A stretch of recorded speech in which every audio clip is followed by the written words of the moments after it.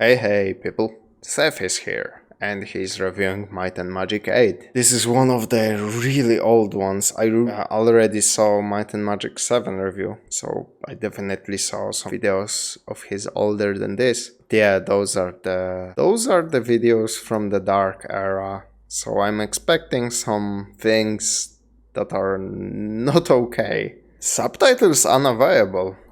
That is weird. I wonder if this video is like age restricted or something. Well, I guess we are about to find out. Let's see. Ssethtzeentach's Might and Magic 8 review.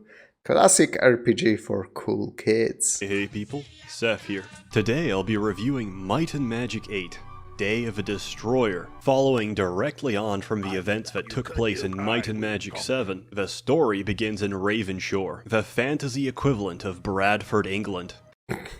Isn't this like the last game in Might and Magic franchise before it totally went down the drain?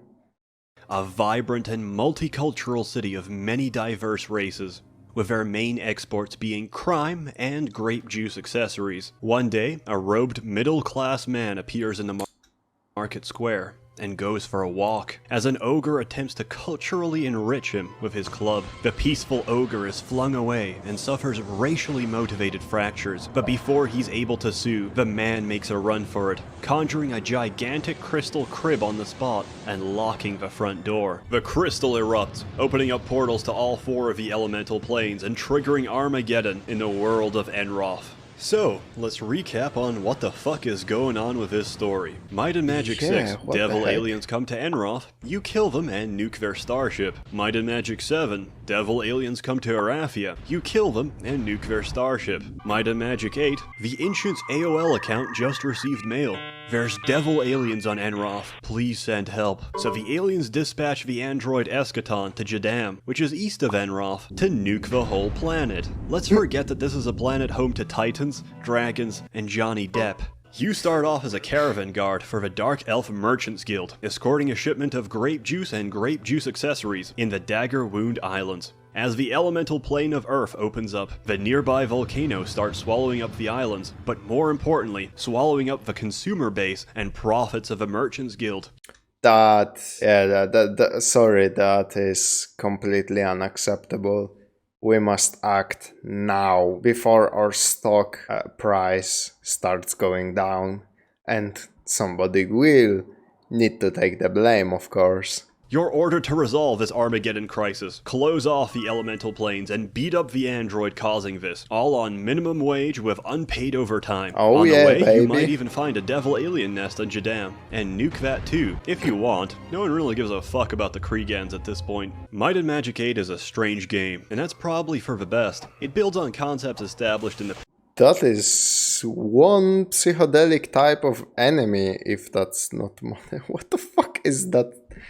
What the fuck is that theme? previous games, and cranks them up to 11. This time, you only design a single character, the leader of your party. The rest of your team is filled by adventurers found throughout the world, who need to be convinced to join your party. You can no longer kidnap random townspeople to help you on your quest, which the game makes up for by extending your party size to 5. Party members can be swapped out at any time at the Adventurers Guild, which allows you to reform your team with different characters in any major city. The character class system from before has been destroyed. In its place is complete madness. How does this?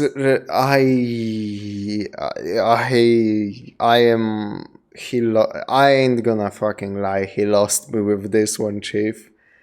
Classes are now tied to races, and many races are classes. Doesn't make too much sense? Too bad. Might and Magic 8. I wasn't even listening. I was just, what the fuck happened? Why was that on the screen? Adds racial abilities to each of the different races you can have in your party, much like in real life, where Caucasians possess the power of white guilt, and sand people have the ability to transform clocks into a device that can tell you the current time. Vampires can suck dick, levitate, and turn into gas. Trolls regenerate almost instantly. Dark elves learn the arts of the chosen people to make lucrative trade deals, and Hex Goyim who can't pay off their credit loans. Minotaurs are actually paladins with hooves, and the human classes are— What? Why Minotaurs? like when I think about a Minotaur, I don't really think he's that much into holy magic and healing. Minotaurs aren't Minotaurs kinda like orcs that they're considered in fantasy to be the like, you know, resilient, really strong melee fighters? That's a weird pool. Holy are shit. pretty self-explanatory. The knight is illiterate, the cleric can touch Classic. wounds and altar boys, and the necromancer can skelify himself to become a power lich. Dragons can fly and breathe fire. They can also insta-kill anything with one attack. The only You can have fucking dragons in your party in Might and Magic 8? That sounds overpowered. enemy in As the fuck. entire world of Jadam that can withstand a dragon's assault is a sewer rat, because their hitbox is too small for the dragon's projectile to actually hit them. The gameplay is Damn. more of the same formula of quest solving, beehive crawling, bee killing, and collecting jars of bee honey to sell off at the market, and really, that's all we came here for. Okay, there are giant bees in Might and Magic 8. Is this like a staple in this series? I really am out of my depth when it comes to Might and Magic, the regular series. Holy If shit. there's a big RPG you're excited for in the coming years, ask yourself a question. Is there going to be a B level? If not, why not? Put pressure on modern developers. It's unacceptable that in 2017, if a small Korean boy plays a Western RPG, he's more likely to see a sewer level than a B level. One day this boy will grow up and say to himself, I mean, I know it's a joke, but he's kinda speaking facts. I fucking hate sewer levels. Everybody does. Why do they design those things? man, I wish I knew what bees look like, because I'm horribly allergic to them, as he walks headfirst into a nest and is stung to death. His blood will be on your hands, Western game devs. But I digress. To progress, you'll need to forge alliances with different in-game factions, such as the Catholic Church or the Necromancers Guild, and the Dragons or the YMCA that fights dragons. There's lots of side content and shenanigans to keep you well entertained, such But why would you not side with the dragons though? as the aforementioned Archomage tournament, and all the numerous promotion quests needed to actually unlock your race's highest abilities. The game will easily keep you occupied Aren't like for the dragons super fucking powerful in Might and Magic franchise? several Why would you dozen not hours side at with least. them? Over the course of a story, your main character brings all the races of Jadam together to put their differences aside and work together to fight their common enemy, Eschaton. It turns out all the elementals are running wild because their respective elemental lords have been imprisoned by Eschaton. Sadly, the keys to the prison are held by Eschaton himself, so you have to forcibly barge your way into his crib, and then, for the first time in gaming history, you have to successfully answer the antagonist password recovery questions to win the game. After verifying that you're the owner of the AOL account, Eschaton hands you the keys. So you free the elemental lords, they blow up the crystal, and Eschaton's crib gets trashed. Then an Amazon drone pops out of his chest. The end. But not really. Might and Magic 9 comes out, the publisher goes bankrupt, Ubisoft buys the rights to the franchise, and turns it into Hearthstone. That really happened? I am so fucking sorry, Might and Magic fans. That sounds like a fucking nightmare. And now they're close to being bought out by Vivendi.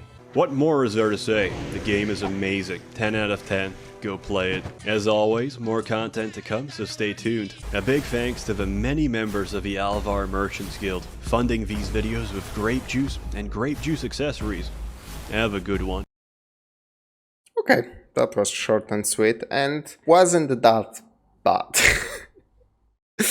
There was some questionable stuff in there, but it's not really that bad. Why is that image on my screen, man? Holy fuck. I just reacted to Tribal Hunter review right before this one, and holy fuck, I please get it away from me. Jesus fucking Christ. I gotta get out of here. I didn't want to look at that image. Sorry, boys, no epilogue this time. See you in the next one.